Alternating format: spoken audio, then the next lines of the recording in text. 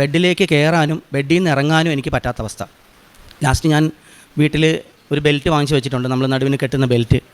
അത് വാങ്ങിച്ച് അത് ഇട്ടതിന് ശേഷമാണ് ഞാൻ എങ്ങോട്ടെങ്കിലും പോകാൻ പോകുന്നത്. അപ്പോൾ ഞങ്ങൾ താമസിക്കുന്നത് ഫസ്റ്റ് ഫ്ലോറിലായതുകൊണ്ട് അവിടുന്ന് ഒരു സ്റ്റെപ്പ് പോലും ഇറങ്ങാൻ എനിക്ക് പള്ളിയിൽ പോലും പോകാൻ പറ്റാത്തൊരവസ്ഥയായിരുന്നു. പക്ഷേ ഞാൻ ഉടമ്പടി പുതുക്കാനായിട്ട്, മൂന്നാമത്തെ ഉടമ്പടി പുതുക്കാനായിട്ട് ഇവിടെ വന്നത് ബെൽറ്റ് കെട്ടിക്കൊണ്ടാണ്.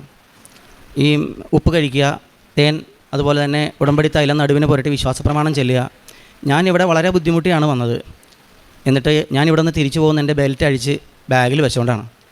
അന്ന് മുതൽ ഇന്ന് വരെ ഞാൻ യാതൊരു മരുന്നും കഴിച്ചിട്ടില്ല. പെയിൻ കില്ലർ കഴിക്കേണ്ട അവസ്ഥയാണ്. കാരണം നടുവിന് എന്തോ കുത്തുന്ന പോലുള്ളൊരു വേദനയാണ് വരുന്നത്.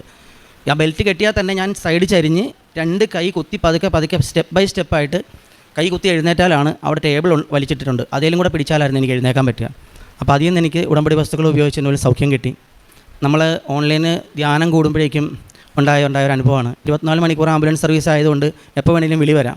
ചില ദിവസങ്ങളിൽ നമുക്ക് ഉറങ്ങാൻ പോലും പറ്റാറില്ല. അപ്പോൾ വെളുപ്പിനെയൊക്കെ പോയിട്ട് വന്നു കഴിയുമ്പോഴേക്കും ഞാൻ രാവിലത്തെ പ്രാർത്ഥന ചൊല്ലി അത് കഴിഞ്ഞ് രാവിലെ തന്നെ ധ്യാനം കൂടും. അപ്പോൾ സ്ഥിരമായിട്ട് ധ്യാനം കൂടുമ്പോൾ ഉറങ്ങുന്നൊരു പ്രശ്നം എനിക്കുണ്ടായിരുന്നു. അപ്പോൾ അച്ഛൻ ധ്യാനം കൂടുമ്പോഴേക്കും വിളിക്കുന്നൊരു വിളിയുണ്ട്. അതുപോലെ അല്പം ഒച്ചത്തിലാണ് വിളിക്കുന്നത്. ദൈവവേദലേ എന്നൊരു വിളി വിളിക്കും. ആ വിളിയിൽ ഞാൻ എന്തോന്നും പറഞ്ഞ് ഞെട്ടി എഴുന്നേറ്റു. അപ്പോൾ അച്ഛൻ അത്രയും ദൈവവേദലയെന്ന് മാത്രമേ വിളിച്ചുള്ളൂ.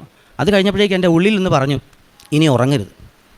അന്നതിന് ശേഷം മുതൽ പിന്നെ എത്ര ഓൺലൈൻ ധ്യാനം കൂടിയാലും ഉറക്കമെന്ന് പറയുന്നത് എനിക്ക് ഈ നിമിഷം വരെ ഉണ്ടായിട്ടില്ല. ഉടമ്പടി പുതുക്കാൻ വേണ്ടിയിട്ട് ഈ മാസം 11-ാം തീയതി 5 മണിക്ക് അലാറം വെച്ചു. അപ്പോൾ വടക്കാഞ്ചേരിയിൽ നിന്ന് രാവിലെ 6:15 6:30 ട്രെയിനാണ്, ആലപ്പുഴ വരെയുള്ള ട്രെയിനാണ് ഞാൻ വരുന്നത്. അന്ന് 6 മണിയായിട്ടും ഞാൻ എഴുന്നേറ്റിട്ടില്ല. അപ്പോൾ എന്നെ തട്ടി എഴുന്നേക്ക് നിനക്കിന്ന് പോകണ്ടേ എന്ന് ചോദിച്ചു. എവിടേക്കാണ് പോകേണ്ടതെന്നൊന്നുമില്ല, ഞാൻ ചാടി എഴുന്നേറ്റു. വിളിച്ചത് എനിക്ക് പരിചയമില്ലാത്ത ഒരാളാണ്, ഒരു സാരി ഉടുത്ത ആൾ. എൻ്റെ ഭാര്യ സാരി ഉടുക്കാറില്ല. അന്ന് ഞാനും വൈഫും മോനും മാത്രമേ വീട്ടിലുള്ളൂ. ഞങ്ങൾ 3 പേരും അവിടെ താമസിക്കുന്നത്. അപ്പോൾ ഞാൻ ഇവളോട് ചോദിച്ചു, എന്നെ വിളിച്ചായിരുന്നോ? ഇല്ല. അപ്പോൾ എനിക്കൊരു സംശയം വന്നു, ഇത് മാതാവ് എന്നെ വിളിച്ചതായിരിക്കും. കാരണം ഒരു ഗ്യാപ്പ് പോലും ഇട്ട് ഞാൻ ഇതുവരെ ഉടമ്പടി പുതുക്കാൻ വന്നിട്ടില്ല. ഇനിയിപ്പോൾ നാളെയാണ് ഉടമ്പടി പുതുക്കണമെങ്കിൽ ആ ഡേറ്റിന് തന്നെ വരും. ഞാൻ മാതാവിനോട് പറഞ്ഞു, മാതാവേ, എന്നെ ഉടമ്പടി പുതുക്കാനായിട്ട് അമ്മയാണ് വിളിച്ച് എഴുന്നേൽപ്പിച്ചതെങ്കിൽ എനിക്കൊരു അടയാളം വേണം. ഉടമ്പടി പുതുക്കാനായിട്ട് വന്ന് ഞാൻ അവിടെ നിൽക്കുമ്പോൾ കൂടുതലും ചേച്ചിമാരാണ് എൻ്റെ ഫ്രണ്ടിൽ, പിന്നെ പുറകിൽ വേറെ ചേട്ടന്മാർ നിൽക്കുന്നു. അപ്പോൾ അങ്ങനെ അവിടെ നമുക്ക് ടോക്കൺ തരുന്ന ചേച്ചി എന്നെ അങ്ങ് വിളിച്ചു, ഒരെണ്ണം എടുക്കാൻ പറഞ്ഞു. അങ്ങനെ എടുത്തപ്പോഴേക്കും എനിക്ക് കിട്ടിയ മാതാവിനെയാണ്. രണ്ടാമത് ഉടമ്പടി പുതുക്കാൻ വന്നപ്പോഴും മാതാവിനെയാണ് കിട്ടിയത്.